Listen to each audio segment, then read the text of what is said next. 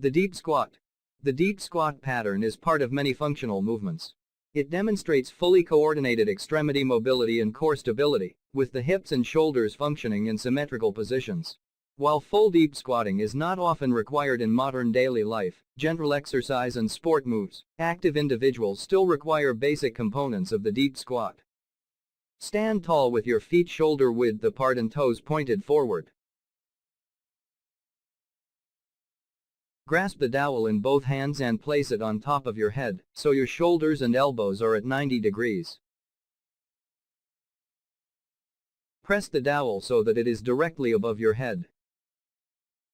While maintaining an upright torso and keeping your heels and the dowel in position, descend into a squat as deeply as possible. Hold the bottom position for a count of 1, and then return to the starting position. Perform 3 repetitions, and score the best repetition.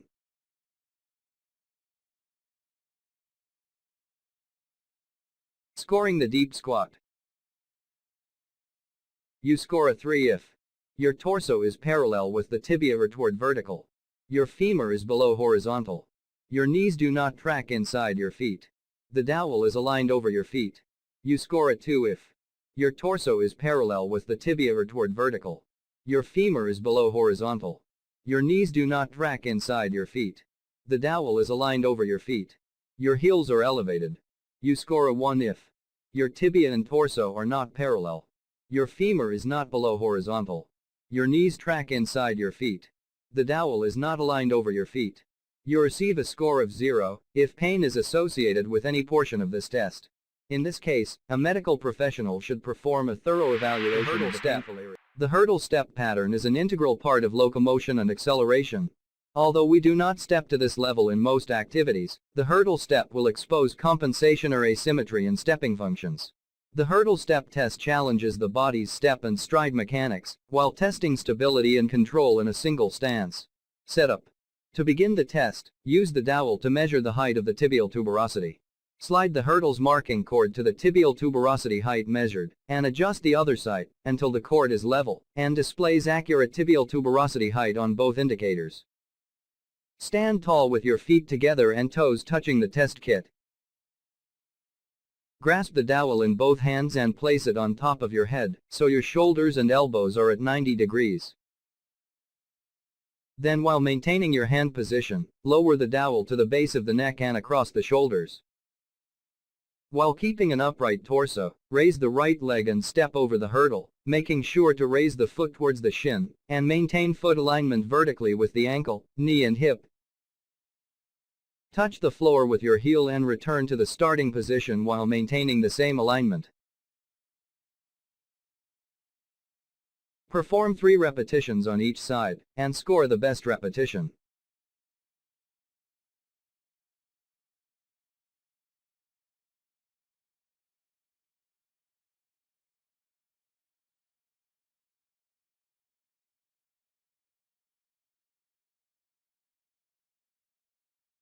Scoring the hurdle step. You score a 3 if your hips, knees and ankles remain aligned in the sagittal plane. There is minimal to no movement in your lumbar spine. The dowel and hurdle remain parallel. You score a 2 if alignment is lost between your hips, knees and ankles. There is movement in your lumbar spine. The dowel and hurdle do not remain parallel. You score a 1 if there is an inability to clear the cord during the hurdle step. You lose your balance. You receive a score of 0 if pain is associated with any portion of this test. In this case, a medical professional should perform a thorough evaluation of the painful area. The inline lunge.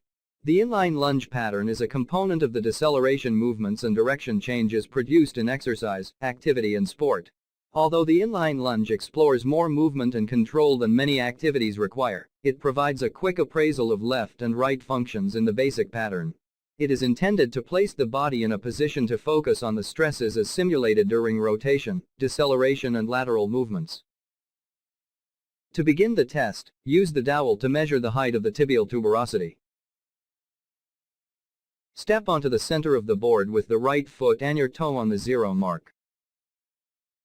The left heel should be placed according to your tibial measurement marker. Both toes must be pointing forward with the entire foot in contact with the board. Place the dowel along the spine, so it touches the back of your head, your upper back and the middle of the buttocks. While grasping the dowel, your right hand should be against the back of your neck, and left hand should be against your lower back. Maintaining an upright posture so the dowel stays in contact with your head, upper back and top of the buttocks, descend into a lunge position, so the right knee touches the center of the board. Return to the starting position. Perform 3 repetitions on both sides. Scoring the inline lunge. You score a 3 if dowel contact is maintained. The dowel remains vertical. There is minimal to no torso movement. The dowel and feet remain in the sagittal plane. Your knee touches the center of the board. Your front foot remains in the starting position. You score a 2 if dowel contact is not maintained. The dowel does not remain vertical. There is movement in your torso. The dowel and feet do not remain in the sagittal plane. Your knee does not touch the center of the board. A flat front foot does not remain in the starting position. You score a 1 if you lose your balance by stepping off the board.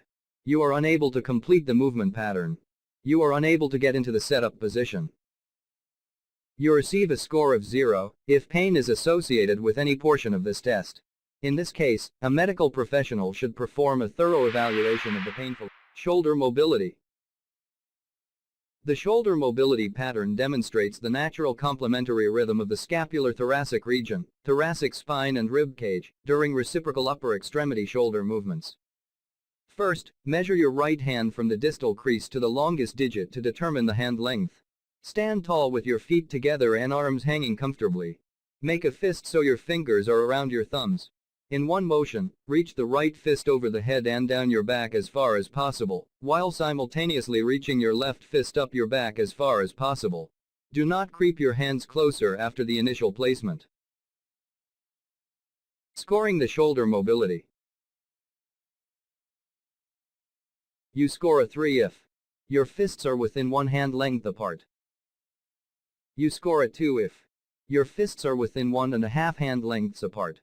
You score a 1 if your fists are not within 1.5 hand lengths apart. Shoulder clearing test. Perform this clearing test on both sides. If there is pain associated with this movement, you receive a score of 0. Stand tall with your feet together and arms hanging comfortably. Place your right palm on the front of your left shoulder. While maintaining palm placement, raise your right elbow as high as possible. Active straight leg raise. The active straight leg raise not only identifies the active mobility of the flexed hip, but also includes the initial and continuous core stability within the pattern, as well as the available hip extension of the alternate hip. This is not so much a test of hip flexion on one side, as it is an appraisal of the ability to separate the lower extremities in an unloaded position. This movement is often lost when flexibility of multi-articular muscles is compromised.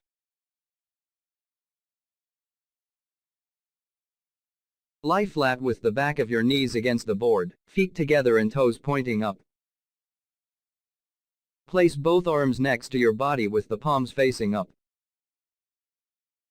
With the scoring leg remaining straight and the back of the opposite knee maintaining contact with the board, raise your scoring leg as high as possible.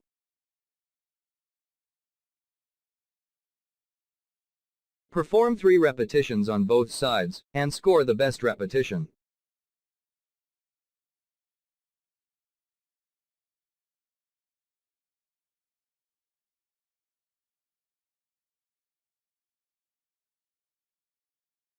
Scoring the active straight leg raise. You score a 3 if the vertical line of the malleolus resides between mid-thigh and ASIS, the non-moving limb remains in neutral position. You score a 2 if the vertical line of the malleolus resides between mid-thigh and mid-patella. The non-moving limb remains in neutral position. You score a 1 if the vertical line of the malleolus resides below the mid-patella. The non-moving limb remains in neutral position. You receive a score of 0 if pain is associated with any portion of this test. In this case, a medical professional should perform a thorough evaluation of the trunk stability push-up. The trunk stability push-up is a unique single repetition version of the common floor-based pushing exercise. It is used as a basic observation of the reflex core stabilization and is not a test or measure of upper body strength. The goal is to initiate movement with the upper extremities in a push-up position without allowing movement of the spine or hips. Lie face down with your arms extended overhead at shoulder width apart. Pull your thumbs down in line with your forehead for men, chin for women. With your legs together, pull your toes toward the shins. Extend your knees and then lift your elbows slightly off the ground. While maintaining a rigid torso, push your body as one unit into a push-up position. Scoring the trunk stability push-up. You score a 3 if men perform a repetition with thumbs aligned with the top of the forehead. Women perform a repetition with thumbs aligned with the chin. The body lifts as a unit with no lag in the spine. You score a 2 if men perform a repetition with thumbs aligned with the chin. Women perform a repetition with thumbs aligned with the clavicle. The body lifts as a unit with no lag in the spine. You score a 1 if men are unable to perform a repetition with thumbs aligned with the chin. Women are unable to perform a repetition with thumbs aligned with the clavicle. Extension clearing test. While lying on your stomach, place your hands, palms down, under your shoulders. With no lower body movement, press your upper body off the ground until your elbows are straight. You receive a score of 0 if pain is associated with any portion of this test. In this case, a medical professional should perform a thorough evaluation of the painful area. Rotary stability. The rotary stability pattern observes multi-plane pelvis, core and shoulder girdle stability during a combined upper and lower extremity movement. This pattern is complex, requiring proper neuromuscular coordination and energy transfer through the torso. It demonstrates reflex stabilization and weight shifting in the transverse plane, and it represents the coordination efforts of mobility and stability observed in fundamental climbing patterns. Get on your hands and knees over the board, so your hands are under your shoulders and your knees are under your hips. The thumbs, knees, and toes must contact the sides of the board, and the toes must be pulled toward the shins. Simultaneously shift and lift your right hand forward and your right leg backward at the same time, like you are forming a straight line. Then without touching down, touch your right elbow to your right knee directly over the board. Re-extend the arm and leg over the board. Then return to the starting position. Perform 3 repetitions on both sides and score the best repetition. If this movement is too difficult, perform the movement with the following diagonal pattern. Simultaneously lift your right hand forward and the left leg backward at the same time. Then without touching down, touch your right elbow to your left knee directly over the board. Re-extend your arm and leg, then return to the starting position. Perform 3 repetitions on both sides and score the best repetition. Scoring the rotary stability. You score a 3 if you perform a correct unilateral repetition. Unilateral limbs remain over the board. Without touching down, touch the same side elbow to the same side knee over the board. You score a 2 if you perform a correct diagonal repetition. The diagonal knee and elbow meet over the board. Without touching down, touch the opposite elbow and knee over the board. You score a 1 if you are unable to perform a diagonal repetition. Flexion clearing test. Get into the same start position with feet pointed backwards and rock your hips toward your heels. Lower your chest to your knees, and reach your hands in front of your body as far as possible. You receive a score of 0 if pain is associated with any portion of this test. In this case, a medical professional should perform a thorough evaluation of the painful area. To massage the psoas muscle, all you need to do is get a lacrosse ball, find the hip bone, and then place it towards your belly button, just a little bit lower the hip bone, about 2 finger breaths. And then put your body weight onto the ball, like so. And you hold that position for about 20 seconds or up to 8 breaths. Now you can also, it is a muscle, and it's just not one point, so you can also pivot on that muscle, and that's quite tender already for me. Remember, hold it for 20 seconds or 8 long breaths, and the muscle should release. Now it's actually quite a long muscle, so you can also roll on it as well, so go up and down. If you feel like this massage isn't working for you quite yet, and it's not even tender at all, and you don't even feel it, what you do is on the same side, on the same leg, what you do is you just basically pull the leg up, tense your glute muscles, and then pivot onto the muscle. Now that's excruciating for me already. And just hold it for 20 seconds or 8 long breaths, and the muscles should release. Now every time you do this, just give yourself about half a minute rest and then do it again.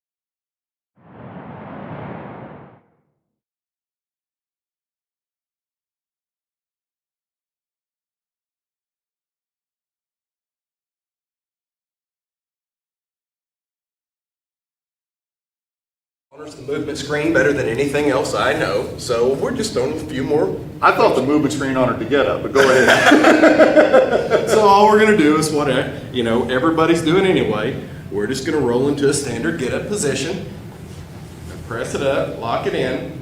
Big difference is that we're going to go ahead and bring the legs into center line, and we're going to do something we're all familiar with, a leg raise. And there's lots of nice other little things we throw into the video, but one of the biggest high payoff things is actually linking this shoulder and this hip together with a little bit of internal and external rotation. We're just tying everything together in front, tying everything together in the back. And for whatever reason, this seems to be a very high payoff for both shoulder mobility people and for active straight leg raise people.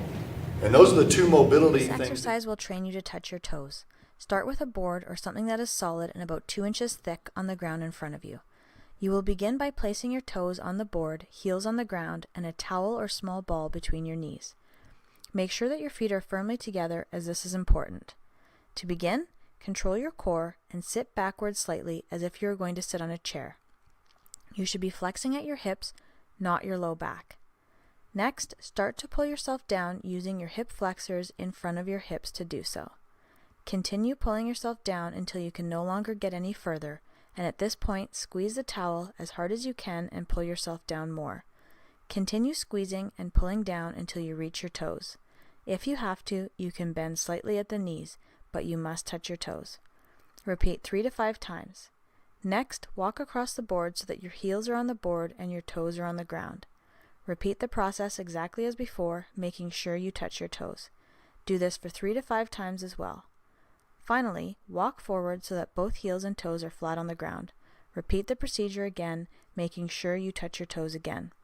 Once you are done 3 to 5 at this stage, remove the towel and try touching your toes using the same principles you just learned.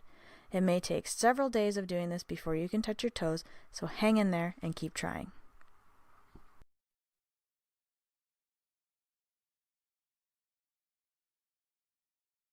Okay, palms up by your side.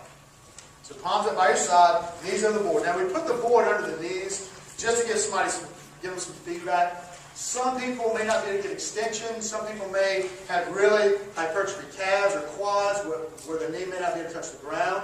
So we're just giving them that little feedback so they have something to feel now. Feet together, toes up. Okay? Now we find the ASIS, or the bony part of the pelvis, right here in front. Okay? The middle of the knee. So I just eyeball the middle of the knee. Now I drop my stick halfway between the two. Now some people have measured it, so we say, yeah, we measure it, we want to get an exact science or exact measurement.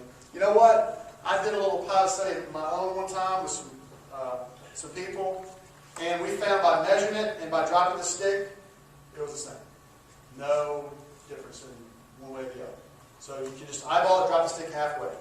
So this is my halfway point. Now, this test seems easy to score, but you got to look at a couple things here. Okay? It's not all about the moving, the leg going up. It's just as much about the leg staying down. And when I get into the correctives for this tomorrow, this is probably one of the better tests that gives you a better. This is probably one of the best tests that gives you a good representation of what we were doing with the moving string. Now, let me try to make that. I know that didn't make sense. Let me try to make it make sense. Okay. If you score poor on this, you are more likely to score poor on the rest of the test. Okay? That's what it's telling us. And because of what we're looking for for sequencing here. I'm looking for it. Now I'm saying it, so Greg's going to do it. But normally I wouldn't say it. I'm looking for Greg to engage his core first. Set the pelvis. Now when he sets the pelvis, it allows better hip mobility or hip flexion. Because what stops most people from flexing their leg up? They say their hamstrings are tight. It's the hamstrings are tight, or their core isn't engaged to set the pelvis. Because their hip flexor on this side is overactive. Okay? Because if the pelvis doesn't get set, what happens to it? When they flex, it anti-rotates. When you anti-rotate your pelvis, what happens to the hamstrings? They get elongated. And now you're asking to flex your hip, you're lengthening the hamstrings. But if you set your core first and set your pelvis, and don't let it anti-rotate, you shorten the hamstrings. And that's what we're testing here. Greg's ability to automatically engage and set everything, then flex. Okay? And it's not just about flexion, it's about his ability to do what? Keep this hip in extension. That's the other thing we're looking for. So, with this test, I'm going to drop my stick again. Got it. Is that right? Alright, so right there, halfway. Now, both feet turned up, both hips neutral, meaning I don't want this foot to turn out like that. So as soon as I see this foot turning out, I'm going to stop this leg from coming up. Okay?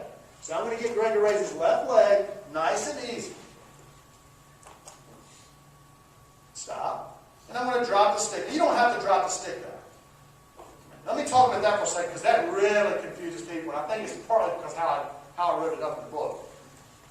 The stick's irrelevant. The stick just helps you. You're looking to see where this malleolus, the ankle bone here, is in relation to the bottom leg. That's all you're looking for. Okay? You can throw the stick away and use your foot.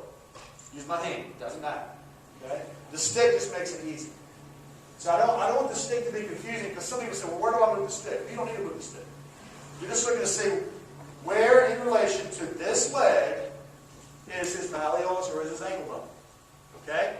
Now, so if his ankle bone, malleolus, goes on this side of the stick, or halfway point between the knee and the pelvis, that's 3. If it's between this and the knee, that's a 2. And if it doesn't get past the knee, that's a 1, or the midpoint of the knee. All right, so let's see it do one more time. All right, go back down. That's a little too fast. Again, keep that foot toe straight. Don't let that toe move. As soon as this toe moves, I'll stop it. So if he goes up really fast one time, don't count it. Give another rep. Nice and easy. Every test, you're trying to get him to do it nice and easy. Okay? Do it again. Stop. So right there, that's actually what I'm looking for right there. So he's a 1. Let's do it one more time. Stop. Right there. So I'm looking at this leg moving. Because when this leg flexes, this leg wants to externally rotate. Now why does it want to do that? Because when this leg externally rotates, what's happened to this muscle? It gets loose. Okay? So he's a 1 on the left, the moving leg. Now let's do the right. You don't have to go to the other side. You can stay on the same side. Let's do it again. Stop. I think I called this. Let's see if you can really bad on the leg raise. Come on again. You're a runner. Cyclist and runner, yeah. One more time. Stop. So, what is that? I'm going to give him a 1. From your vantage point, you can't see it. He's right on it. If he's right on it, I'll give up. He's a 1 on the right,